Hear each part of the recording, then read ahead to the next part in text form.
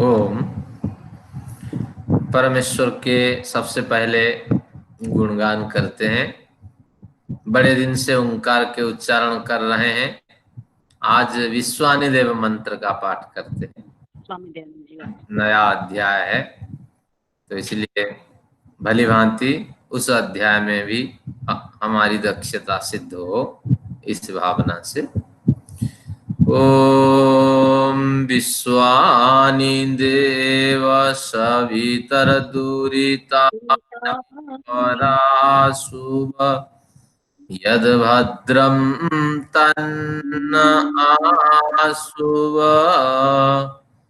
ओम शांति शांति शांति। परमपिता का नमन करता हुआ, इस परंपरा के सभी आचार्य वर्गों का नमन करता हुआ आप सभी लोगों को मैं यथायोग्य अभिवादन करता हूं। प्रसन्नता का तो विषय है ही। प्रथम अध्याय हम पढ़ चुके हैं, आज द्वितीय अध्याय में प्रवेश होगा। 3-4 विषय इसमें आज विचारणीय है, लेकिन इससे पूर्व कि हम द्वितीय अध्याय में प्रवेश करें कि कुछ इससे पूर्व चर्चा कर लेते हैं, अध्याय से संबंधित चर्चाएं। मैंने तो एक शीट बना करके आपके पास भेज दी थी, तो उस शीट को आप पढ़ लीजिएगा। उसमें सूत्र सह सभी उल्लेख है। बीच बीच में और भी छोटे छोटे प्रकरण हैं, तो इस तरह आप अध्ययन कर सकते हैं। आप एक प्रश्न अभी आया है अग्निहोत्री जी का, उसका समाधान करता हूं। आप बीच में देख लीजिए कि पूर्व अध्याय को समझने में जो कठिनाई है, तो वो आप प्रश्न के रूप में आज रख सकते हैं, नहीं तो फिर नए अध्याय में प्रवेश होगा। तो अग्निहोत्री जी के मन में विचार इस तरह उठा कि वास्तविक जीवात्मा तो परतंत्र है ही, क्योंकि इतना श्रम करके वो मुक्ति लोक की ओर जाता है, और जाने के बाद उन्होंने कहा नैकांत तो बंध मोक्ष्य। बंध और मोक्ष, इन दोनों को ऐकांतिक रूप से, यानी हमेशा के लिए वह प्राप्त नहीं कर पाता है, न हमेशा वो बंद हो पाता है, क्योंकि उसमें विवेक ज्ञान का उदय होता है, और विवेक ज्ञान का उदय जबरदस्त होने पर भी मुक्ति को प्राप्त करता है, लेकिन वहां दीर्घ समय भी नहीं रुक सकता। दीर्घ समय यानी हमेशा, हमेशा के लिए वहां नहीं रुक सकता, क्योंकि हम चाहते हैं एक बार गया तो गया, मेहनत करके जाएं और दोबारा इस तरह दुख कष्ट को प्राप्त न करें, लेकिन वो भी नहीं हो पाता है। तो कहीं ना कहीं मजबूरी तो है, और उत्तर भी यही है, क्योंकि हम अल्पज्ञ हैं। लाखों कोशिश कर लेने के बाद भी हमें सर्वज्ञ का सुख नहीं मिल सकता, सर्वव्यापक का सुख नहीं मिल सकता, आनंद का सुख नहीं मिल सकता जो परमेश्वर के पास है। इसलिए परमेश्वर को नित्य मुक्त कह दिया, और हमें तो केवल मुक्त कह करके प्रकृति के गुणों से तुम रहित हो, इतने में खुश रहो, तो इस तरह संबोधित किया। लेकिन कोई बात नहीं, हमारे में तो कुछ क्वालिटी है। अगर हम वहां चले जाते हैं, मुक्ति लोक, अगर हम में से किसी की मुक्ति लोक में यात्रा होती है, तो वो भी बहुत बड़ी सिद्धि है। जैसे लोक में कहा जाता है आपकी नौकरी कच्ची है या पक्की, तो आप कहते हैं पक्की नौकरी। नौकरी पक्की कहाँ है? नौकरी 60 साल के बाद, आजकल कहीं कहीं 65 साल के बाद भैया आपको निकलना है। 30-35 साल, या बाद में कोई सर्विस करता है तो 25 साल के अंदर उसकी नौकरी खत्म हो जाती है, उसको हम पक्की कह देते हैं। तो उसी तरह हम एक मुक्त स्वभाव वाले जीवात्मा समुदायों में आते हैं, तो इसीलिए हमें जो भी अवधि मिलती है बहुत बड़ी अवधि है, उतनी बड़ी अवधि हमारे लिए हाँ बहुत है। हम कह सकते हैं कितने न 36,000 बार सृष्टि के बनते और बिगड़ते, जितने समय लगते हैं तो उतने समय तक हमें मुक्ति लोक में रहना होता है। 36,000 बार सृष्टि के बनने और बिगड़ने। तो एक 100 साल की जिंदगी जब हम जीते हैं तो उसमें अगर संपन्नता के साथ जीते हैं तो आखिर में भी हमें लगता है कि नहीं नहीं ये बहुत हमने जी लिया, इस जीवन को समाप्त करना चाहिए।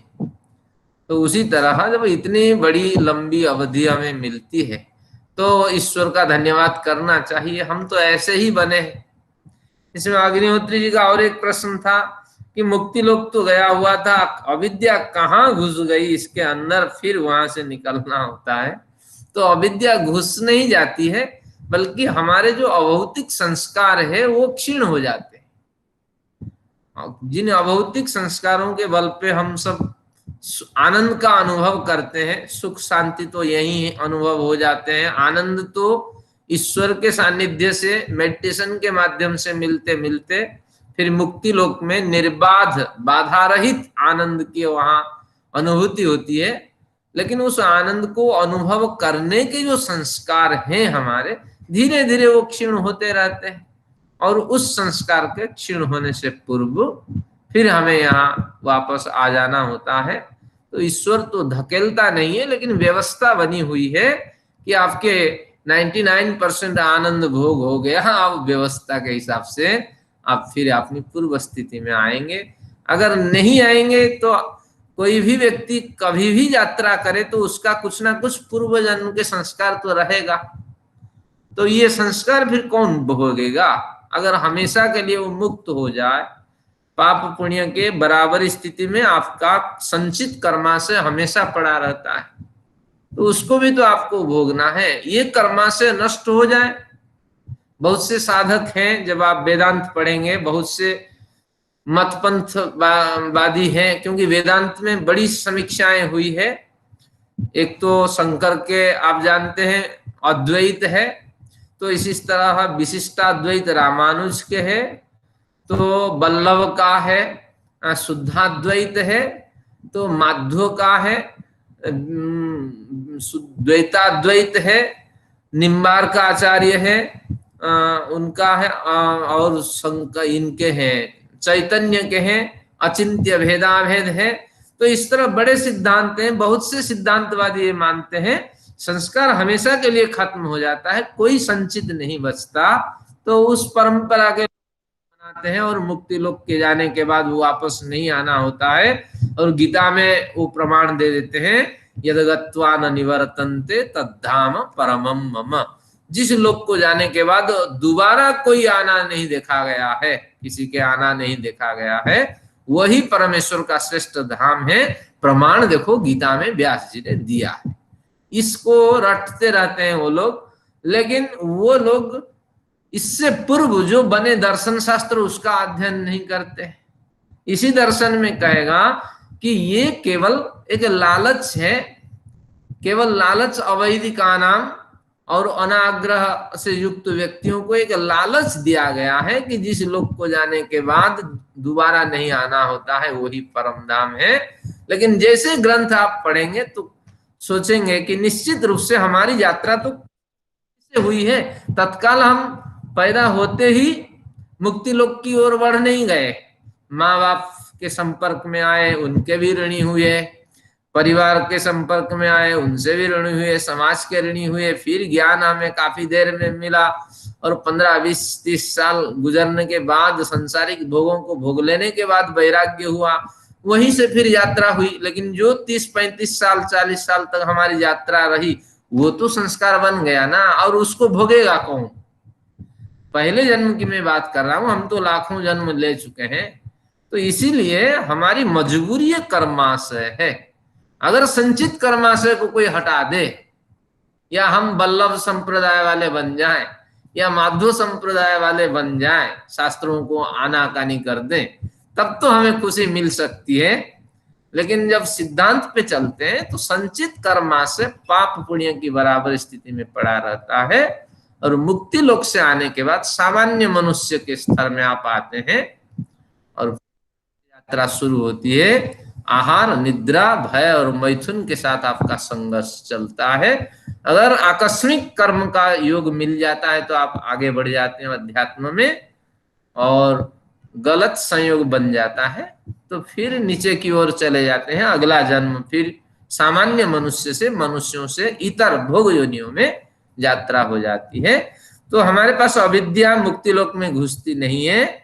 हमारे जो अभौतिक संस्कार है, आनंद भोग को उपलब्ध कराने वाले, वो संस्कार क्षीण हो जाते हैं और फिर हमारे संचित कर्मा से हमें खींच खींच करके अपने स्थान पे ले आता है। तो ये सारा कर्म का खेल है। इस तरह इस प्रश्न का समाधान है। तो कहीं ना कहीं है हमारी परतंत्रता, भले ही कहा जाए कर्म करने में जीव स्वतंत्र है, लेकिन उसकी स्वतंत्रता तो सीमाबद्ध है। जैसे एक प्रिंसिपल है या एक चांसलर है, ये स्वतंत्र है विश्वविद्यालयों को चलाने के लिए, लेकिन उसकी स्वतंत्रता सरकार की स्वतंत्रता से आबद्ध है। तो जो नियम कानून बने हुए हैं उसी कानूनी के दायरे में वो स्वतंत्र है। तो हम भी ईश्वरीय व्यवस्था के अनुसार स्वतंत्र हैं, लेकिन देखा जाए तो पूर्णतः परतंत्र तो है, क्योंकि ईश्वर के बिना कोई स्वतंत्र नहीं है। आगे आएगा साही स्वतंत्र सर्वविद सर्वकर्ता, इसी दर्शन में आएगा। वही स्वतंत्र है, सब जानने वाला है और सब कराने वाला है। और जिन लोगों ने कहा सांख्य में नहीं है ईश्वर की चर्चा, तो उन लोगों ने हमारे साथ धोखा किया। अब उनको माफ कर दीजिए। या तंबू जम्भे दधमा, इसका पाठ करिए। सही सर्वविद सर्वकर्ता, इस सूत्र को उन्होंने आनाकानी करके हमारे साथ भ्रम फैलाया। चलिए, समाधान हो गया इसका कि है परतंत्रता हम में, लेकिन औरों की दृष्टि से हम में स्वतंत्रता है, इतनी ही भिन्नता है। औरों की मतलब प्राणी जगत के सभी प्राणियों की तुलना में हम में ज्यादा स्वतंत्रता है। बाकी प्रकृति तो परतंत्रता से युक्त है, उससे हमारी क्या बराबरी। यही है। अग्निहोत्री जी, शायद आपकी जो विषाद मनोवृत्ति है शांत हो गई होगी। हाँ जी, धन्यवाद आचार्य जी। इसका अर्थ ये मैं समझ सकता हूँ कि क्या कर्माशय और संस्कार मोक्ष में भी जीवात्मा का पीछा नहीं छोड़ते, क्या ये सत्य है? इसमें संस्कार तो खत्म हो जाते हैं, लेकिन एक अभौतिक संस्कार महर्षि लिखते हैं, जो सूक्ष्म शरीर होता है उसमें दो हिस्से होते हैं। कुछ भौतिक संस्कार उसमें स्टोर होते हैं, कुछ अभौतिक संस्कार सूक्ष्म शरीर में भी संग्रहित होते हैं। जब तुरीय अवस्था में मेडिटेशन आदि वो करता है तो उस समय अभौतिक संस्कार उत्पन्न होते हैं, और फिर जब और तो सूक्ष्म शरीर के साथ उनका जो भौतिक संस्कार हो तो खत्म हो जाता है। लेकिन अभौतिक संस्कार का कहीं उल्लेख तो स्पष्ट नहीं है, उसको अदृष्ट कहते हैं हम कर्म। अभौतिक संस्कार आगे दर्शन के हिसाब से अदृष्ट संस्कार है वो, और उसकी गिनती इन संस्कारों में नहीं है। और जो जिनसे हमें कोई हानि नहीं होती है, केवल विकास ही विकास दिखाई पड़ता है, तो उन संस्कारों को हमने गिनती में लेने का प्रयत्न नहीं किया है। तो इस तरह संस्कार तो हमारा साथ छूट जाता है, संस्कारों का कर्माशय का छूट जाता है मुक्ति में प्रवेश करने से पूर्व। लेकिन जो अभौतिक संस्कार, इसको भूल जाइए, बल्कि कहिए ये अदृष्ट कुछ संबंध है, और उस संबंध के साथ हम जुड़ करके मुक्ति लोक में जो अवधि निर्धारित है उसमें प्रवेश करते हैं। तो इस तरह है, लेकिन उसको इस संस्कार के साथ हम तुलना नहीं कर सकते। जैसे पाप पुण्य दोनों तरह की स्थिति होती है। पाप कर्म हमसे भले ही ना हो, लेकिन पुण्य कर्म से कोई हानि नहीं है। पुण्य कर्म से हम जीवन जीते हैं और उससे अभौतिक संस्कार फिर उत्पन्न करते हैं। सकाम पुण्य कर्म भी हमें कोई हानि नहीं देने वाला है, लेकिन दुख तो मिलता है, इसके अतिरिक्त उसमें भी अभौतिक संस्कार उत्पन्न करने की सामर्थ्य होती है। तो इस तरह इसी संस्कार को हम अदृष्ट कर्म कहते हैं। शास्त्रीय परिभाषा के हिसाब से कर्माशय और संस्कार हमारा साथ छोड़ देते हैं मुक्ति से पूर्व, लेकिन जो इधर उधर के विचारों से पुष्ट होता है कि मुक्ति लोक में रहने के लिए एक कुछ ना कुछ तो आधार चाहिए, तो उसको अगर हम अभौतिक संस्कार मानते हैं, अदृष्ट कर्म मानते हैं, वो गिनती में नहीं आता है। और निष्कर्ष तो यही है, कुछ ना कुछ तो हमारा साथ रहता है, जिसके कारण ही हम उस दिव्य आनंद को अनुभव करते हैं। भले ही हम उसको संस्कार या कर्मा से न कहें, कुछ तो अभौतिक कर्म रहता है, दृष्ट कर्म रहता है। यही इसका समाधान है। जी आचार्य जी, थोड़ा ये बहुत बहुत धन्यवाद जी। है परतंत्रता, तो क्या कर सकते हैं। चलिए, और कुछ प्रश्न आप सब रखिए। चौधरी साहब एक जिज्ञासु हैं हमारे वर्ग में, प्रश्न रख सकते हैं। मैंने जैसे कल बहुत से सूत्र गिनाए थे, उन सभी सूत्रों को एक बार पढ़ के देखिए। सब में परिभाषाएं नहीं है, लेकिन इधर उधर चर्चा के वक्त जब परमेश्वर की चर्चा हुई है, उन पे भी आप नजर दौड़ाइएगा। आचार्य जी। हाँ जी, आपका अभिवादन, बोलिए। ये अपने 14 जो सूत्र है पहले अध्याय में, उसमें 9 अवस्थों में हमने अवस्थाएं ली थी, युवा, बाल्यकाल इत्यादि। उसमें ये अवस्थाएं भी ले सकते हैं, सुषुप्ति, जागृत, स्वप्न, ये अवस्थाएं भी तो ले सकते हैं। मतलब ये भी तो जीव की अवस्थाएं हैं।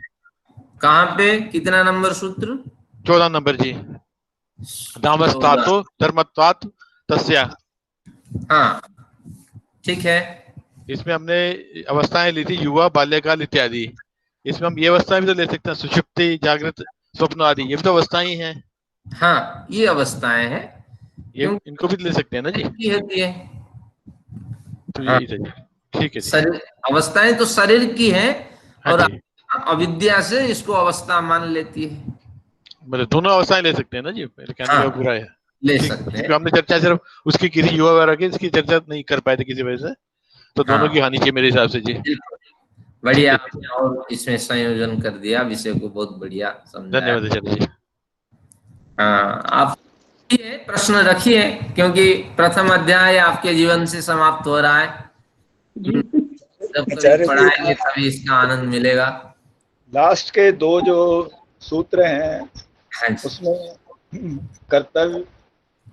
कर्तृत्व और अकर्तृत्व, हाँ, ये नहीं समझ आया, और लास्ट वाला तो बिल्कुल नहीं समझ आया। वो दोनों जरा थोड़ा समझाएं। ठीक है, धन्यवाद जी। लास्ट के 2 सूत्र देखिए, 128, 129, इन दोनों से आपका अभिप्राय है। 128 में औदासीन्यम चेती, इसमें क्या है कि आपके पास उदयवीर जी की पुस्तक है।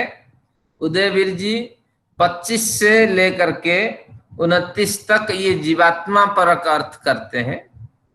उदयवीर जी के बाद शोध हुए हैं, तो ब्रह्म मुनि जो है वो इसको परमेश्वर परक अर्थ करते हैं। तो जगदीश्वरानंद ब्रह्म मुनि के हिसाब से इनका अर्थ करते हैं। तो हमें परमेश्वर परक अर्थ पसंद है। सूत्रकार ने किस अभिप्राय से इन सूत्रों को लिखा, ये सूत्रकार ही जाने, लेकिन अर्थ करते वक्त तो हमें ईश्वर परक अर्थ यहाँ संगत लग रहा है, इसलिए हम लेते हैं। तो औदासीन्यम चेती, परमेश्वर उदासीन बना रहता है। औदासीन्यम को खोल लेते हैं, उदासीनस्य भावः, उदासीनस्य भावम औदासीन्यम। भाव अर्थ में पूर्व अर्थ जो पहला अक्षर है उसको वृद्धि हो जाती है, तो उदासीन ऊ की वृद्धि होने से औ बन जाता है। यही आपको कंफ्यूजन पैदा कर रहा है। तो औदासीन्यम यानी उदासीन से संबंधित व उदासीन से युक्त, तो उदासीन वृत्ति से युक्त बना रहता है परमेश्वर। और जगदीश्वरानंद ने पक्षपात रहित कर दिया कि परमेश्वर किसी के पास पक्षपात नहीं करता। अब हमने ये अर्थ नहीं लिया।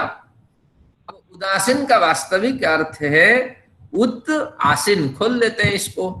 उत यानी उत्कृष्ट स्थिति में, आसीन यानी बैठा हुआ। तो उत्कृष्ट स्थिति में व्यक्ति बैठा हुआ होता है, और जिसकी ऊंचाई स्थिति ऊंची हो जाती है और नीचे की ओर वो व्यक्ति झांकता नहीं है, क्योंकि जब व्यक्ति में संपन्नता हो जाती है तो उस संपन्न व्यक्ति अपने 5 मंजिल के बिल्डिंग में रह करके नीचे की ओर झांकता है। योग दर्शन के हिसाब से प्रज्ञा प्रसाद मारुह्य असोच्यान सोचतो जनान, वो ऊंची मंजिल पे बैठ के नीचे देखता है कि 10 रुपए के पीछे कैसे लोग आपस में चाकू मार करके आपस की एक दूसरे की हत्या कर रहे होते हैं। तो इसीलिए जब ऊंची स्थिति में व्यक्ति पहुंच जाता है, वो केवल दृष्टा बन के विद्यमान रहता है, अकर्ता, कुछ करता नहीं है लेकिन आनंद लेता रहता है। देखो 10 रुपए, मैं तो लाखों रुपए उड़ा देता हूँ एक दिन में, 10 रुपए के पीछे कैसे मर रहे हैं लोग, वो उसका आनंद लेता है। तो इसलिए उदासीन का मतलब है कि सामान्य स्थिति से जो ऊंची स्थिति पे बैठा हुआ होता है वही उदासीन है। तो इसी को अकर्ता हमने कहा कि अकर्ता का भाव ले लीजिए। आप कुछ भी करिए, ईश्वर उदासीन बना रहता है। आप किसी की हत्या करिए, किसी को गाली दीजिए, किसी के पीठ पीछे कुछ करिए, किसी को जहर भी दीजिए, या अपनी हत्या करना चाहे कर लीजिए, या हत्या ना करके अपनी जिह्वा ही अपने हाथ से काट लीजिए। ईश्वर अकर्ता है, कुछ नहीं करेगा, लेकिन ईश्वर को सब पता है कि आप कर क्या रहे हैं और इसका फल क्या होगा। तो यही है औदासीन्यम चेति, वो परमेश्वर उदासीन वृत्ति वाला है और समस्त कार्यों को अकर्ता के भावना से वो देखता है। ये है। अब आते हैं 129 पे। इसमें कहा ऊपर आगात कर्तृत्वम चित सान्निध्यात चित सान्निध्यात। ये कहा कर्तृत्व को पहले खोल लेते हैं कि जीवात्मा में कर्तापन दिखाई पड़ता है। हम कुछ कर रहे हैं, आप सुन रहे हैं, आप करता है। मैं कुछ कर रहा हूं, बोल रहा हूं, मैं करता हूं। तो ये कर्तापन जीवात्मा में कहां से आता है? क्योंकि जीवात्मा के हाथ पैर कान नाक आंख कान कुछ नहीं है, और जो भी प्रवृत्ति होती है ये प्रकृति के अंदर उसके आने के बाद और परमेश्वर की प्रेरणा से ये सारी कुछ क्रियाएं होती है। और इसमें प्रमुख भूमिका तो परमेश्वर की है, क्योंकि उनके पास सारा डाटा होता है। तो वही कहना चाहता है कि परमेश्वर की प्रेरणा से इस तरह जीवात्मा में कर्तापन आता है। और साथ में ये कर्तृत्व के साथ केवल जीवात्मा में कर्तापन नहीं, प्रकृति में भी कर्तापन दिखाई पड़ता है। क्योंकि बहुहि प्रजाः सृजमानाः स्वरूपाः, इस तरह आते हैं। उपनिषद में पंक्ति आती है कि वह प्रकृति अपने समान बहुत प्रजाओं की सृष्टि करती है। जब प्रकृति सृष्टि करती है कह दिया तो तात्पर्य हुआ प्रकृति में भी कर्तापन है। प्रकृति भी थोड़ी बहुत ईश्वरीय प्रेरणा प्राप्त कर सृष्टि में परिवर्तन कर देती है। तो इसलिए प्रकृति में भी कर्तापन, जीवात्मा में भी कर्तापन, अचेतन में भी कर्तापन, जैसी भी हो उसकी कर्तापन, और जीवात्मा में भी कर्तापन, इन दोनों में कर्तापन दिखाई पड़ता है। और मैंने कहा से ये बात ली, इसमें उदयवीर जी कहते हैं प्रकृति में भी कर्तापन है। तो तात्पर्य हुआ कि इस पंक्ति को लगाते हैं अब ऊपर आगात, इस कर्तापन, इन दोनों में कर्तापन दिखे जाने के पीछे 2 हेतु होते हैं, 2 कारण। ऊपर आगात, तो ऊपर आग यानी गभीर संबंध, गभीर गहरे के अर्थ में, तो गहरे अनुराग होने के कारण किसके साथ? प्रकृति के साथ और जीवात्मा के साथ। किसके अनुराग? परमेश्वर के अनुराग। परमेश्वर के जो अनुराग है वो जीवात्मा के साथ और प्रकृति के साथ गहरे संबंध स्थापित होने के कारण उस अनुराग के फलस्वरूप फिर चित सान्निध्यात, उस चित यानी चेतना, परम चेतना, उस परम चेतना के सान्निध्य के कारण यानी ईश्वर के उपराग के कारण और परम चेतना रूपी जो परम पिता है उसके सानिध्य में हमेशा ये दो पदार्थ विद्यमान रहने के कारण तो इन दोनों पदार्थों में कर्तृत्व शक्ति का विकास होता है। और कैसे गंभीर अनुराग, कैसे मैंने उदाहरण दिया था कि शरीर से जीवात्मा निकल गया, जीवात्मा के निकल जाने के बाद शरीर अब निष्क्रिय है, लेकिन जीवात्मा तो साथ छोड़ दिया कोई बात नहीं, लेकिन परमेश्वर साथ नहीं छोड़ता, उसका गहरा संबंध है, हर पदार्थ के साथ गहरा संबंध है। ऊपर निकल करके अभौतिक तत्वों की ओर बढ़ रहे जीवात्मा के साथ परमेश्वर की शक्ति भी लगी हुई है उसके कण कण में, और जो शरीर अभी पड़ा हुआ है इस शरीर में भी लाखों जीवात्माएं अभी पल रही हैं, और पल भर में इसमें और कई लाखों जीवात्मा होंगी, फिर ये खाद में कन्वर्ट होगा और कुछ होगा। ये सारी क्रियाओं में, इन सारी क्रियाओं में परमेश्वर का अनुराग है, इसलिए इन क्रियाओं को परमेश्वर कर रहा है। तो इसलिए इस तरह अनुराग है, निरंतरता के साथ ईश्वर का हमारे साथ गंभीर संबंध है, और चित्त सान्निध्यात हम उनके उस परम चेतन के सान्निध्य में रहते हैं। तो इसलिए इन दोनों कारणों से प्रकृति में और हम में क्या होता है ना, कर्तापन दिखाई पड़ता है, कर्तृत्व शक्ति दिखाई पड़ती है, यही इसका अभिप्राय है। तो सचदेवा साहब शायद समझ गए होंगे। एक मेरा भी प्रश्न है आचार्य जी। हाँ जी। ये आपने 125वां सूत्र था व्यावृत्त उभय रूप, हाँ जी। तो इसमें आपने 3 अर्थ बताए थे, परमात्मा परक अर्थ किया था, हाँ फिर जी। एक जीवात्मा परक अर्थ किया था, और हाँ जी। प्रकृति परक अर्थ स्पष्ट नहीं हो पाया था। हाँ जी, धन्यवाद जी, बढ़िया। जो विद्वज्जन विजानाति, विद्वान एव विजानाति विद्वज्जन परिश्रमम।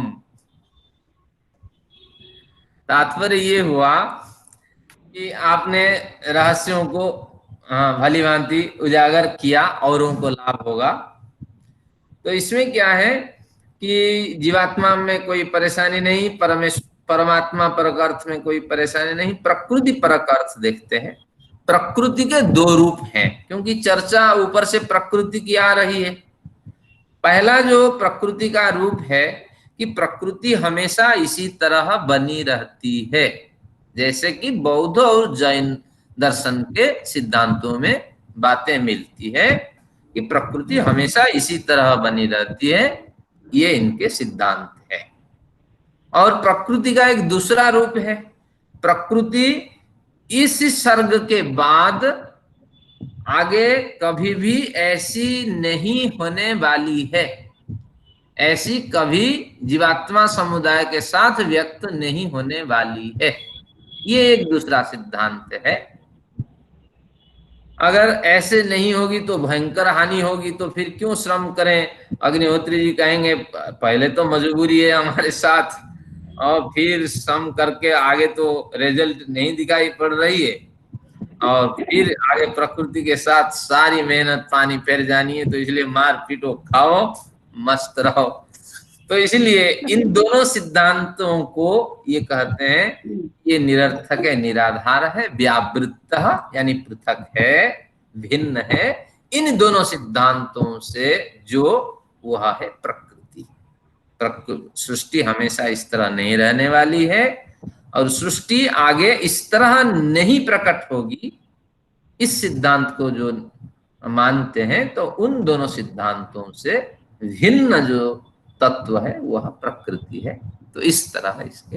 अच्छा, इसका इस तरह भी अर्थ कर सकते हैं क्या कि जैसे हाँ। परमात्मा परक अर्थ किया कि परमात्मा अन्य दोनों से भिन्न है, मतलब प्रकृति और जीवात्मा से, तो इसी तरह जीवात्मा के अर्थ में भी इस तरह अर्थ कर सकते हैं कि जीवात्मा परमात्मा और प्रकृति से भिन्न है, और प्रकृति के तरह से अर्थ करेंगे प्रकृति परक तो प्रकृति परमात्मा और जीवात्मा से भिन्न है। इस तरह से भी अगर अर्थ किया जाए तो विसंगति तो नहीं होगी। बिल्कुल अर्थ किया जा सकता है, लेकिन बालकपन सा अर्थ होगा, विद्वानों को खुशी नहीं देने वाली। अच्छा। ये अनुभूति होगी, लेकिन हो सकता है अर्थ इस तरह क्योंकि जो आपने टेक्स्ट दिया था ना, हाँ स्टडी मटेरियल, उसमें तो यही क्या था, परमात्मा अन्य दोनों से भिन्न है। हाँ, तो इस फिर तरह मुझे लगा अर्थ कि तीनों के साथ भी ये अर्थ किया जा सकता है। हाँ इसलिए ये जीव जिज्ञासा हुई। हाँ बिल्कुल बढ़िया। ठीक है लेकिन जी, जीवात्मा धन्यवाद। परक अर्थ तो बड़ा महत्वपूर्ण था कल कि हाँ, बद्धात्मा और और मुक्तात्मा। मुक्तात्मा, इन दोनों स्थितियों से दोनों स्थितियों की वास्तविकता से रहित है। हमेशा दोनों स्थितियां जीवात्मा को नहीं मिलती है, तो इन दोनों स्थितियों से जीवात्मा भिन्न है। ये ठीक है जी, धन्यवाद जी। ठीक है। आगे कुछ प्रश्न हो, नहीं तो आगे चलेंगे। उत्तम प्रकाश जी, आप कुछ प्रश्न रखेंगे? आप बड़ी श्रद्धा। मेरा हाँ मेरा भी एक इसमें प्रश्न है आचार्य हाँ जी। जी, हाँ जी, रख सकते हैं। जो आपने अभी बताया कि सृष्टि का जो है वो वही संबंध नहीं रहेगा अगली सृष्टि में, ऐसा बताया क्या आपने? हाँ जी, तो सृष्टि तो ईश्वर जो सृष्टि को यथा पूर्वम कल्पयत, जैसी सृष्टि आप बनाई है पहले भी वही बनाई थी और आगे भी सेम सृष्टि बनेगी, तो वो खंडित होता है इस बात से। नहीं आपने ध्यान नहीं दिया शायद। मैंने ध्यान नहीं दिया, हो सकता है, मेरे को एक हाँ, बार समझा इसको दें। और एक बार क्लियर कर देते हैं, कोई बात नहीं। जी जी। पहला सिद्धांत है कि सृष्टि जिस तरह आज दिखाई पड़ रही है, तो ये सृष्टि हमेशा इसी तरह रहने वाली है। ये बौद्ध और जैनों की बात है। और दूसरी बात ये है कि इस सृष्टि के बाद आगे आने वाली जो सृष्टि की बात चलती है वो भी निरर्थक है। इस प्राणी पदार्थ ऊर्जाओं से वेष्टित यह सृष्टि आगे नहीं दिखने वाली है किसी भी कल्प में। अगर इन दोनों सिद्धांतों को मानते हैं तो इन दोनों सिद्धांतों से रहित, दोनों सिद्धांतों से व्यावृत यानी भिन्न जो तथ्य है वह प्रकृति है। क्योंकि प्रकृति निरंतर परिणाम को प्राप्त करने वाली है, सतरूप है। आगे भी इसी तरह सृष्टि आएगी और सृष्टि इसी तरह सृष्टि फिर हम सबको अपने अपने कर्म फल के हिसाब से जन्म दिलाने वाली होगी। तो इससे अभिप्राय है। यहाँ भी एक बढ़िया विषय है, विद्वान लोग उठाते हैं कि यथा पूर्वम अकल्पयत के हिसाब से जैसे पहले सृष्टि बनी थी, सूर्य चंद्र बने थे, तो इसी तरह फिर सृष्टि बनेगी, सूर्य चंद्र बनेंगे, हम भी बनेंगे। हम गरीब थे इस जन्म में, फिर अगली सृष्टि में भी गरीब होंगे। हम दुखी थे और हमारी हत्या कर दी गई थी, अगली सृष्टि में भी हमारी हत्या कर दी जाएगी। हम विधवा थे, अगली सृष्टि में भी हम विधवा बन जाएंगे। ये बात तो फिर आरोपित हो जाएंगी ना। यानी ये बात नहीं है, सृष्टि तो बनेगी लेकिन इस जन्म के कर्माशय के हिसाब से हम विधवा बने, इस जन्म के कर्माशय और पिछले जन्म के कर्माशय के हिसाब से हम दीन बने, दरिद्र बने, हमारी हत्या हुई, तो ये वजह अगले जन्म में नहीं रहेगा। हमारे कर्माशय में जाने के बाद क्या रिजल्ट निकलता है वो ईश्वर जानता है। और इसी तरह सूर्य भी चमकता रहेगा, चंद्र चमकता रहेगा। ये बात भी जो कथन है ये कुछ यथार्थ नहीं है, लेकिन कुछ ना कुछ होगा, सूर्य का अस्तित्व होगा। यही सूर्य इतने हजार सालों तक चमकने वाला ऐसा ही होगा, ये बात भी ग्राह्य नहीं, लेकिन कुछ ना कुछ होगा और सूर्य का भी अस्तित्व रहेगा। यही सूर्य फिर वो गैलेक्सी में इकट्ठे होकर के विजिबल एनर्जी इसी सूर्य के रूप में प्रकट हो जाएगा, पृथ्वी आकर के इसी 9 प्लैनेट के अंदर घुस जाएगी। ये जो बातें हैं ये सिद्धांत इस बात को पुष्ट नहीं करता, लेकिन सूर्य जरूर होगा और पृथ्वी आदि की पिंडों की रचना जरूरी होगी और हमारी भी स्थिति वहां मौजूद रहेगी। लेकिन हम अपने कर्माशय के हिसाब से, कर्म फल के हिसाब से नए शरीर में आएंगे। तो इस तरह हमारी क्या स्थिति होगी ईश्वर ही जानता है। तो यथा पूर्वम अकल्पयत का मतलब जैसे आज दिखाई पड़ रही है इसी तरह हमेशा दिखाई पड़ेगी। ये बात ईश्वराधीन है, हम केवल अनुमान लगा सकते हैं, हमें अपना फल मिलेगा और जो हमने कर्म किए हैं, लेकिन जो हमारे साथ अभी हुआ है वो नहीं होगा। ये इसके पीछे तर्क है। धन्यवाद जी। चलिए, हाँ, कुछ उत्तम प्रकाश जी कह रहे थे, एक प्रश्न आपने कहा था कुछ।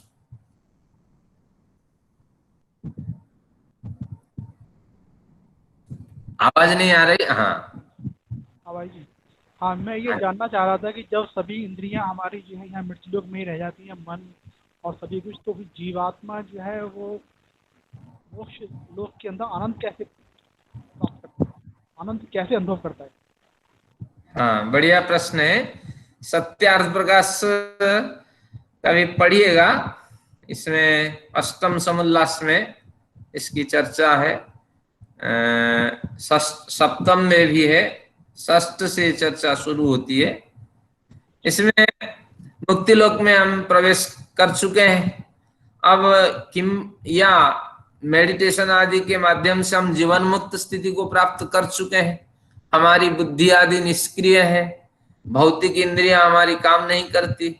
तो उस समय उपनिषद में एक पंक्ति आती है, छांदोग्य उपनिषद में, शृण्वन् श्रोत्रम भवति। उस समय ईश्वर के आश्रित हो जाने के कारण, ईश्वर की प्रेरणा से हम में दिव्य शक्तियां उत्पन्न होती हैं, सारी संभावनाएं जब व्यक्त हो जाती हैं, उस समय हम जब शृण्वन् श्रोत्रम भवति, सुनने की इच्छा जैसे करते हैं, तो उस समय तो आंख नाक कान कुछ नहीं, केवल ऊर्जा मात्र स्वरूप होता है। उस ऊर्जा में भी सुनने की शक्ति उत्पन्न हो जाती है। स्पर्शन्त्वक भवति, उसी ऊर्जा में भी स्पर्श करने की शक्ति उत्पन्न हो जाती है। तो जैसी जैसी हमारी कामनाएं होती हैं, ये 5-7 पंक्तियां हैं इसमें, तो उन कामनाओं की पूर्ति ईश्वर इसी ऊर्जा के अंदर ही कर देता है। तो इसलिए ईश्वर की प्रेरणा से हमें ये सारी इंद्रियां उस ऊर्जा के अंदर ही मिल जाती हैं। अगर हम कामना करते हैं और उस लोक में केवल ईश्वर के आनंद को अनुभव करने के अतिरिक्त कोई कामना होती नहीं है, सारी कामनाएं निष्क्रिय हो गई होती है। तो ये बात है। तो सत्यार्थ प्रकाश को थोड़ा 6ठे 7वें 8वें इनको स्वाध्याय करेंगे तो बढ़िया है। चलिए आगे बढ़ते हैं। प्रश्न कुछ, सुधा मैडम जी आप राजस्थान से जुड़ती हैं, कुछ प्रश्न रखेंगे? जी आचार्य जी।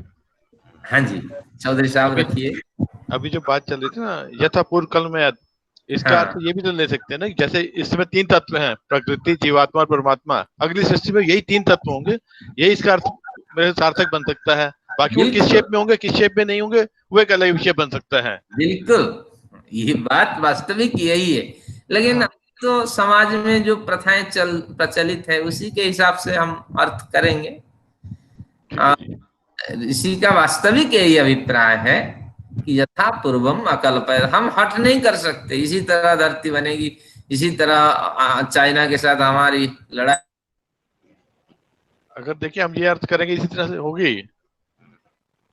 हेलो, तो एक बढ़िया पंक्ति आती है शास्त्रों में नहीं, सुभाषित में, व्याख्या बुद्धि बलापेक्षा, व्याख्या बुद्धि बलापेक्षा।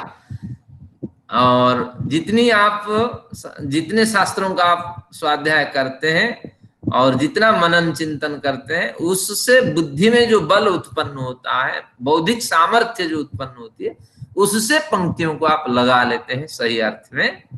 वास्तविक इसका यही अर्थ है, यथा पूर्वम अकल्पयत्, कि जिस तरह 3 तत्वों के सम्मिश्रण से सृष्टि बनी और उसी तरह सृष्टि बनेगी। लेकिन शेप इसका क्या रहेगा और इसमें हमारा अस्तित्व किस तरह होगा, ये ईश्वराधीन है। लेकिन हमें तो मिलेगा, अपना जो अधिकार है हमें मिलेगा। धन्यवाद जी। तो कुछ सुधा मैडम कहेंगी, बोलेंगी या चलना? जी आचार्य जी। हाँ जी, धन्यवाद जी। जी नमस्ते आचार्य। तो हमारी यात्रा अल्पज्ञता से शुरू होती है, फिर हमने अत्यंत पुरुषार्थ किया, विवेक ख्याति प्राप्त की, तत्व ज्ञान लिया, मोक्ष में गए, फिर वापस अल्पज्ञता। तो ये आत्मा का एक बंधन चक्र बना ही रहा है अल्टीमेटली। हाँ जी, बिल्कुल बना ही रहा। और कल के सूत्र तो हमें बड़ा दुखी कर दिया। नैकांतितो बंध मोक्ष, कहा एकांत बंध और मोक्ष नहीं होगा। फिर आगे कहता है अविवेकादृत, क्योंकि अविवेक के कारण आपका बंध है और विवेक के कारण आपका मोक्ष है, और वो मोक्ष केवल प्रकृति के तीनों गुणों से, और फिर आगे जाकर के एकांतिक मोक्ष नहीं है, फिर वापस आ जाना है उसी प्रकृति में। तो ये है हमारे साथ एक चक्र, जो भी है अब झेलना है, क्या कर सकते हैं। एक थोड़ी सी यही जिज्ञासा बात हो रही समझना थी कि आपका इस जन्म में आपने जो भी पढ़ाई वगैरह की वो सब अगले जन्म में तो आके फिर से आप क ख ग ABC सीख रहे हैं। बिल्कुल सब मिल जाएगा। जैसे आप पूर्वम अकल्पयत, इसको आप रट लीजिए आज से, जब इसी प्रश्न उठिए समय में अगले जन्म में आपसे वो नहीं जा रही, आपकी PhD की नॉलेज, आपकी लॉ की नॉलेज अगले जन्म में नहीं जा रही, फिर से नहीं सीखोगे जाएगी। जाने, तो अगली सृष्टि में कहाँ ये जाएगा। हाँ, ये ईश्वर को सर्वज्ञ कहते हैं। तो इसलिए यस्य ज्ञानमयम तपः, तो यह सर्वज्ञ सर्वविच्च, वो सर्वज्ञ है और सब कुछ जानने वाला है। आपने क्या कर्म किया, कैसे संस्कार आपके अंदर है, क्या भौतिक संस्कार हुआ, ये सारा ईश्वर के जो क्या ईश्वर की व्यवस्था है उसमें ये सारा नोट हो जाएगा। फिर अगला जन्म आपको मिलेगा यथा पूर्वम अकल्पयत के न्याय से। फिर इस जन्म में जैसी आपकी यात्रा हुई थी पूर्व जन्म के संस्कार के हिसाब से, फिर इस जन्म के संस्कार के हिसाब से अगली जन्म की यात्रा मिलेगी। और इसमें कहा जाता है दर्शन आदि शास्त्रों में, न्याय दर्शन में, एक तिलार्ध, तिल जानते हैं जिससे तेल बनता है, उसका आधा कितना छोटा सा हिस्सा, तो तिलार्ध भी ईश्वर अन्याय नहीं करता और किसी के लालच में आकर के किसको अधिक भी नहीं देता। तो इसलिए ईश्वर का न्याय समयानुसार बिल्कुल ग्राह्य है, और न्यायकारी वही है, हमारे साथ न्याय व्यवस्था वही स्थापित करते हैं। मुसलमान की व्यवस्था थोड़ा अलग है, कुरान पढ़िएगा, हमारे पास भी है, जिनको चाहिए लेके। वो कहते हैं किसको नरक में भेजना, किसको स्वर्ग में भेजना, ये ईश्वर पे छोड़ दो। इसीलिए हाँ, आप कोशिश करो कि बढ़िया कर्म करो, लेकिन रिजल्ट क्या होगा हम नहीं कह सकते, इसको ईश्वर पे छोड़ दो।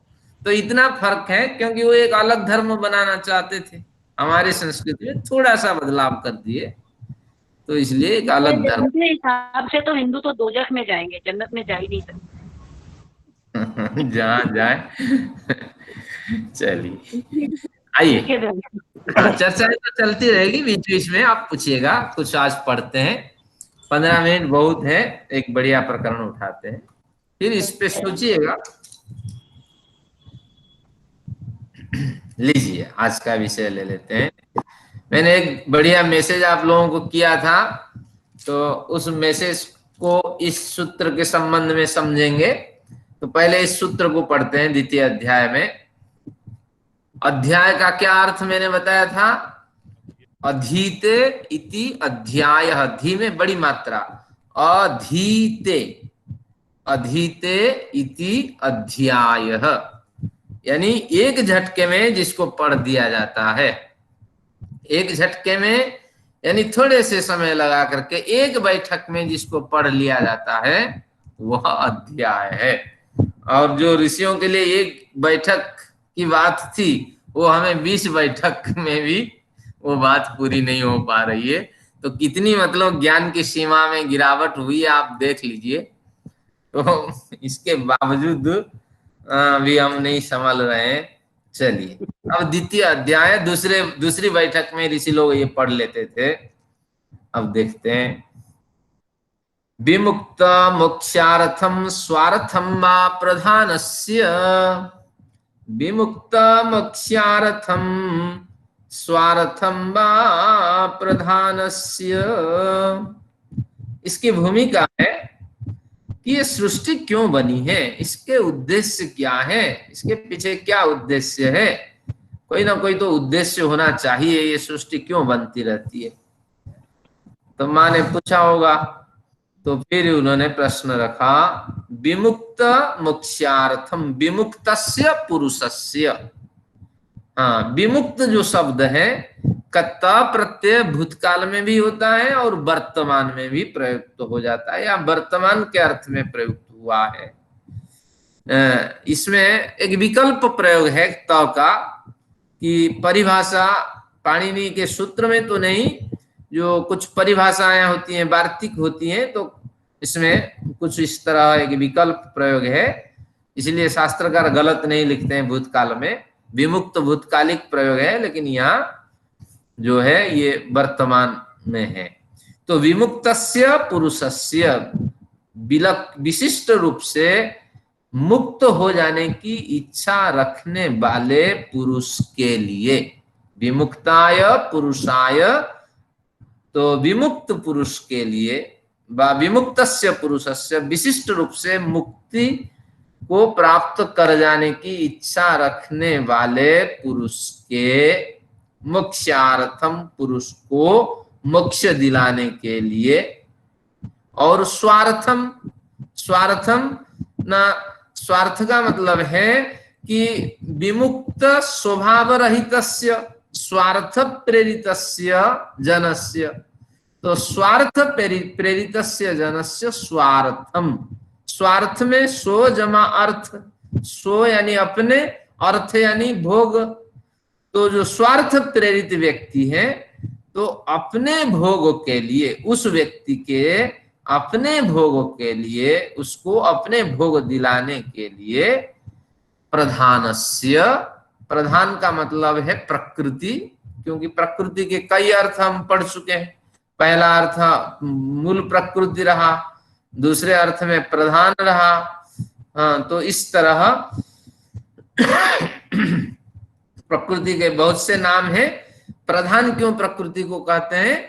क्योंकि जो प्रधीयते, जो प्र उपसर्ग पूर्वक धा धातु लीन होने के अर्थ में होता है, तो प्रधीयते अंतरलीयते चराचरम कार्य जगत यस्मिन तत् प्रधानम। एक बार फिर कहता हूं, आपको लिखने की कोई आवश्यकता नहीं जो संस्कृत नहीं जानते हैं। प्रधीयते अंतरलीयते चराचरम कार्य जगत यस्मिन तत् प्रधानम तस्य प्रधानस्य। ये संस्कृत की में इस तरह परिभाषाएं करते हैं लोग, यानी जिसमें चराचर कार्य जगत विलीन हो जाता है तो उस तत्व का नाम प्रधान है। प्रधान यानी प्रकृति मान ले। तो प्रधानस्य आगे कुछ नहीं लिखा तो आप एरो लगा करके लिख दीजिए प्रवृत्ति ही भवति, प्रवृत्ति ही भवति, प्रधान की प्रवृत्ति होती है। प्रधान यानी प्रकृति की प्रवृत्ति होती है। दो कारण के लिए प्रकृति की प्रवृत्ति होती है। विमुक्त मोक्षार्थम, जो विशिष्ट रूप से मुक्ति प्राप्त कर जाना चाहते हैं तो उन लोगों को मुक्ति प्रदान करने के लिए। जो स्वार्थ प्रेरित व्यक्ति हैं, अपने प्रयोजन की सिद्धि के लिए संसार के भोगों को तरह तरह के भोगना चाहते हैं, तो उनके लिए। यहाँ जो वा शब्द का प्रयोग हुआ है, यहाँ वा शब्द और के अर्थ में भी हो सकता है। शास्त्रकार कहते हैं समुच्चय अर्थ में भी, यानी दोनों को मिलाने के अर्थ में भी। तो और शब्द समुच्चय का अर्थ और भी है, तो ये अर्थ भी ले लीजिए। वा शब्द और अर्थ के लिए प्रयुक्त हुआ है।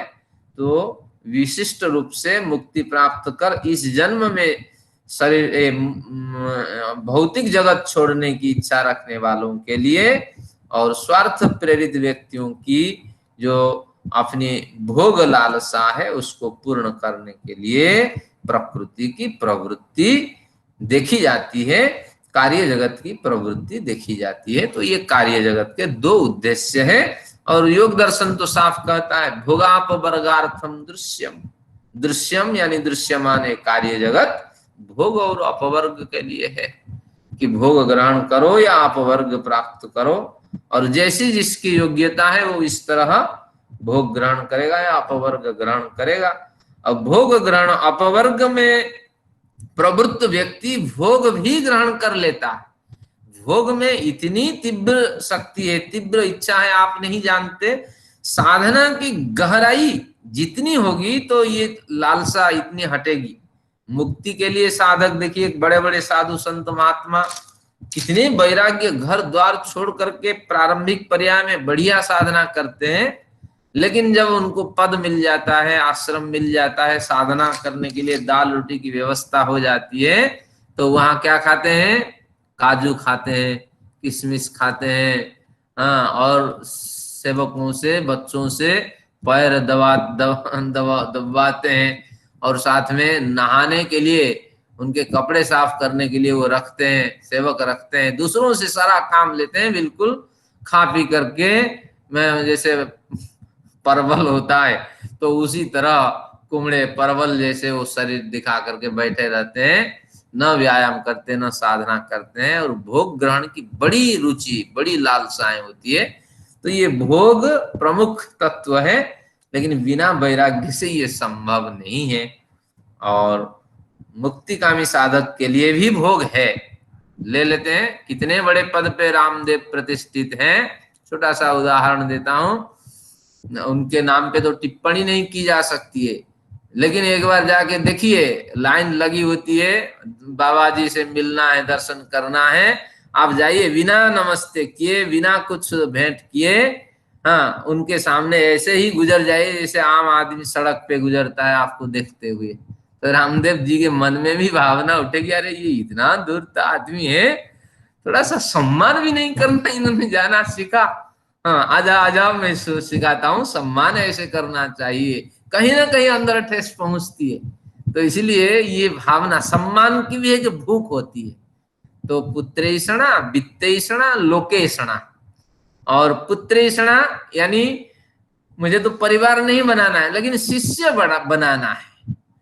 साधुओं को नहीं छोड़ता है, ध्यान रखना। अगर स्वभाव रूप से, स्वाभाविक रूप से शिष्य बन जाए तो बढ़िया, लेकिन साधु कोशिश करता है 100 रुपए लेकर के, हाँ, मैं शिष्य बनाऊं तो इतने हजारों शिष्य हो जाएंगे, 5000 लेके बनाऊं तो और घट जाएंगे। तो इस तरह वो जगह जगह पे कैंप लगाते हैं, शिष्य बनाते हैं, ये तो जानते हैं। हाँ, एक बंगाल का बड़ा फेमस है जय गुरु। जय गुरु एक बड़ी बंगाल के एक बड़ी संस्था है, उन्होंने ये कर रखा, हर साधक, हर सेवक, हर शिष्य 1 रुपए रोजाना वो जमा करेगा, और 365 रुपए, कम से कम 365 रुपए साल में गुरु के आश्रम में भेजेगा। जय गुरु, ये एक इस तरह है। तो ये पुत्र, भले ही बेटा पैदा न करे, ये ऐसा नहीं छूटती। संस्था कैसी चलेगी? अरे ये 350 रुपए, 1000 रुपए तो आदमी दे ही देगा। तो इस तरह करोड़ों शिष्य हैं, उधर भवन बनाएगा और क्या खाएगा, मटर पनीर, और जो जो करता रहेगा, इधर लोग मरते रहेंगे। जय गुरु, बाहे गुरु, बाहे गुरु तो अलग बात है, जय गुरु आदि करके। तो ये बंगाल की एक संस्था मेरी जानकारी में आई। मेरे भी बहुत से रिश्तेदार हैं, तो 365 रुपए सालाना वो भेजते हैं, जो सामान्य कैटेगरी के व्यक्ति हैं। तो इस तरह, तो ये हो गया पुत्रेषणा। लोकेषणा, सम्मान भी चाहिए। बहुत से लोग हैं और इन्होंने सामने इस तरह गंवार के तरह यात्रा की तो अच्छा नहीं लगा, तभी उसको समझाए। ये हो गया लोकेषणा। और वित्तेषणा, धन की इच्छा तो रहती ही है, तो लेकिन जो साधु संत होते हैं धन की इच्छा से अपने को बचाव करके रखते हैं। मैं भी बचपन में काफी साधु संतों के साथ रहा, तो मैंने देखा जो साधु होते हैं, वास्तविक साधु, वो कमंडलू लेके चलते हैं उनके शिष्य। वो पैसे से कुछ नहीं, ना कोई हिसाब, ना कुछ, जो करना है तुम करो। एक व्यक्ति को चुन लेते हैं, क्या पैसे आया, कहाँ गया, क्या किया, मुझे कुछ नहीं चाहिए। उनको मुझे कब बोलना है, क्या बोलना है, इतना बता दो। ऐसे भी वैरागी संत हुए हैं। तो कहीं से हमें 10,000 रुपए लेना था, तो हम गए कि फलाने व्यक्ति ने कहा आपसे 10,000 रुपए लेना है। तो कहते मैं तो पैसा नहीं रखता, मेरे कमंडलों में शायद मेरे शिष्य ने कुछ रखा है, आप गिन के ले जाओ, 10,000 से ज्यादा नहीं लेना। इस तरह सूचना मिली, तो उससे मुझे अनुमान हुआ कि साधु महात्मा कैसे रहते हैं। और उनमें भी बहुत से रुपए पड़े थे, शिष्य भी बिल्कुल ज्यों का त्यों रखा था। तो एक बढ़िया व्यक्ति को चुनाव करते हैं, फिर यात्रा चलती है इनकी। लेकिन आज तो बड़ी धांधली है इस परंपरा की। तो ये 3 बात आप ध्यान रखेंगे लोकेषणा, वित्तेषणा, पुत्रेषणा। ऐषणा यानी चाह, लोकेषणा से सम्मान, पुत्रेषणा से शिष्य या परिवार की वृद्धि, और वित्तेषणा से धन प्राप्ति, धन की इच्छा। ये तीनों जब समाप्त हो जाता है तभी वैराग्य मिलता है। लेकिन सब कुछ समाप्त हो जाए, सम्मान को हम समाप्त नहीं कर सकते, लोकेषणा को समाप्त नहीं कर सकते। आप मुझे नहीं सुनेंगे तो मैं चैन से रह ही नहीं सकता। मेरे पिताजी बड़े विद्वान थे, मैंने कहा पिताजी आप शांत हो जाइए, ये यजमान आदि के काम छोड़ दीजिए। वो कहते हैं कि मेरे पास रोजाना 100 व्यक्ति आते हैं मिलने, किसी का क्या कर्म कांड करना, किसका क्या करना, किसके ज्योतिष करना, तो मैं इनके साथ पूरा दिन बिताता हूं और इनके बिना मैं तो जिंदा रह ही नहीं सकता। तो भले ही मुझे लोकेषणा पकड़ ले, लेकिन मैं अब छोड़ नहीं सकता, इसी को करते हुए मर जाना चाहता हूं।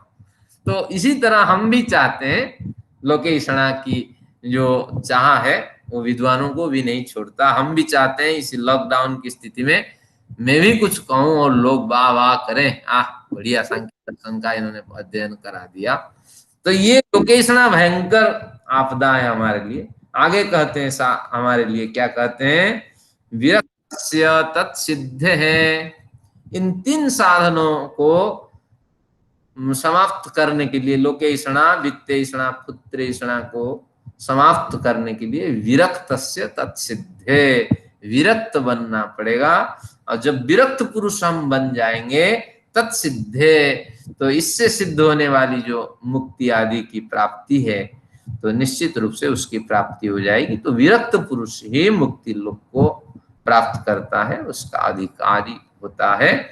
और इसमें जगदीश्वरानंद ने बढ़िया पंक्ति लिख दी, केवल पर वैराग्य नहीं लिखा, विरक्त नहीं लिखा, पर वैराग्य लिख दिया। पर वैराग्य की का प्रकरण पिछले पूर्व प्रकरण में आया था। वैराग्य 2 प्रकार का होता है। पहले जो सामान्य कोटि का वैराग्य होता है वो क्या है, दृष्टानुश्रविक विषय वितृष्णस्य वशीकार संज्ञा वैराग्यम। दृष्ट और अनुश्रविक, जिन जिन कार्यों को आपने देखा और उनसे कठिनाई आपको महसूस हुई, तो उन कार्यों को आपको छोड़ देना चाहिए। आपका अनुमान हुआ, आपका संस्कार बना। अनुश्रविक, बहुत से ऐसे विषय हैं उनके स्मरण करने से भी दुख होता है, तो इन विषयों को भी छोड़ देना चाहिए। यानी जो आपके साथ अनुभूत हुआ और जो संभावना की स्थिति में है और दूसरों से हम सुनते हैं कि इसको करने से ऐसे दुख होता है, ऐसे कष्ट होता है, तो सुने हुए और अनुभव में आए हुए विषयों को आप त्याग कर दें। जिसे सब कहते हैं ये दुख देने वाले हैं, ऐसे विषयों को जब त्याग करते हैं तो सामान्य कोटि का ये वैराग्य होता है, कोई बड़ा काम नहीं होता है। लेकिन उसके ऊपर का जो स्थिति है उसका नाम पर वैराग्य है। पर वैराग्य क्या है, तत्परम पुरुष ख्यातिर गुण वैतृष्ण्यम। जिस वैराग्य की स्थिति पे पहुंचकर प्रकृति और पुरुष में जो भेद ज्ञान है, ये भेद ज्ञान आपके मानस पटल से हटता नहीं है कि मैं एक चेतन ऊर्जा हूं, प्रकृति 3 गुणों से ग्रसित एक अचेतन पदार्थ है। तो इस तरह की जो विवेक ख्याति है अगर निरंतर बनी रहती है तो वही विवेक ख्याति वास्तविक पर वैराग्य है। और क्या स्थिति है, आप सामान्य मेडिटेशन शुरू किए, ये आपका संप्रज्ञात समाधि कहलाई।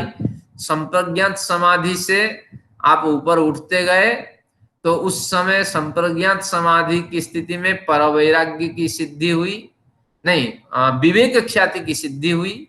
और विवेक ख्याति में भी कहीं कोई त्रुटि रह जाती है तो पर वैराग्य की उस समय प्राप्ति होती है। तो उसके बाद फिर धर्म मेघ समाधि की सिद्धि होती है, फिर असंप्रज्ञात समाधि लग करके आपका जीवन मुक्त आदि स्थान प्राप्त होता है।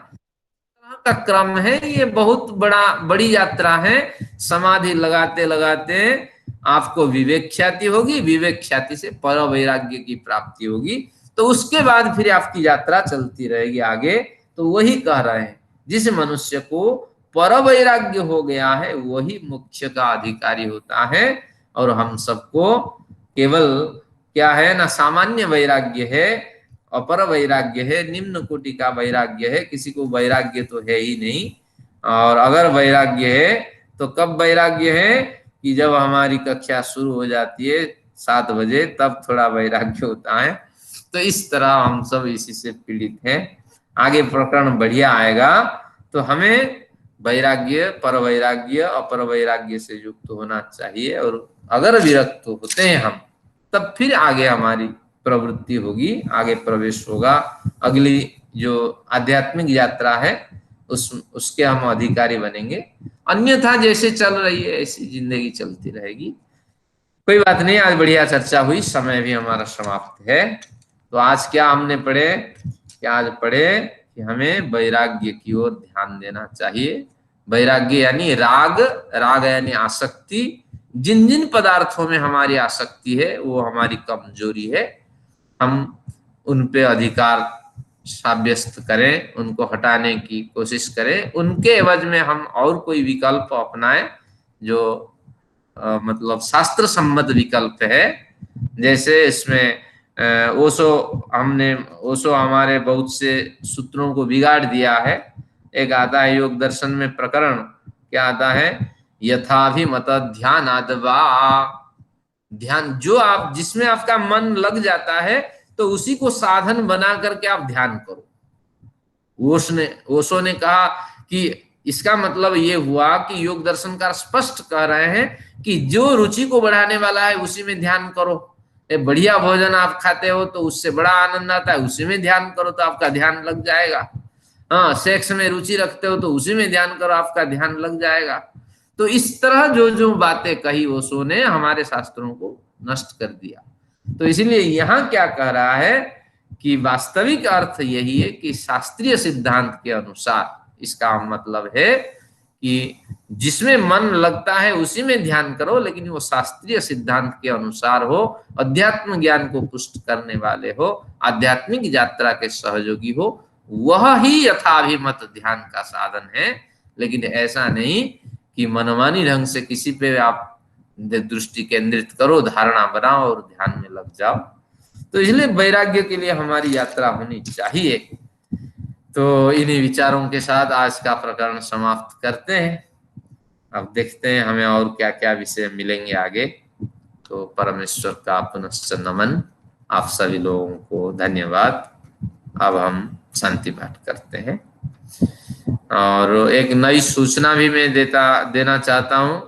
तो इस शुक्रवार को हमारी कक्षा बंद रहेगी, क्योंकि वेद संस्थान में पतंजलि योगपीठ से एक बड़े आचार्य हैं, नाम है डॉक्टर महावीर अग्रवाल जी, जो कुलपति है। तो उनका व्याख्यान होना है। प्रहलाद स्मारक समिति करके एक संस्था वेद संस्थान से जुड़ी है। तो उनके कार्यक्रम 6:30 बजे तक चलेगा और सारे लोग आप ही होंगे। तो इसलिए हमारी कक्षा उस दिन बाधित होगी। तो फिर हम मतलब 11 तारीख को कक्षा बंद रखेंगे और फिर 13 तारीख रविवार को कक्षा करेंगे। और उनको सुनेंगे जो चांसलर है पतंजलि योगपीठ हरिद्वार के, डॉक्टर महावीर अग्रवाल जी। तो मन बनाइए, उनका समय रहेगा 4:30 से 6:30, ये समय है। और फिर टाइम टेबल में भेज दूंगा, आप जितने समय दे सकेंगे उतने समय उनको ही सुनिए। सारे कार्यक्रम सुनने की आवश्यकता नहीं है, उनका व्याख्यान घंटे भर होगा। तो यही है। लिंक डाल दीजिएगा उनका। हाँ जी, मैं ग्रुप में भेज दूंगा। उनका लिंक डाल द्यौः शान्तिरन्तरिक्षं शान्तिः पृथिवी शान्तिरोषधयः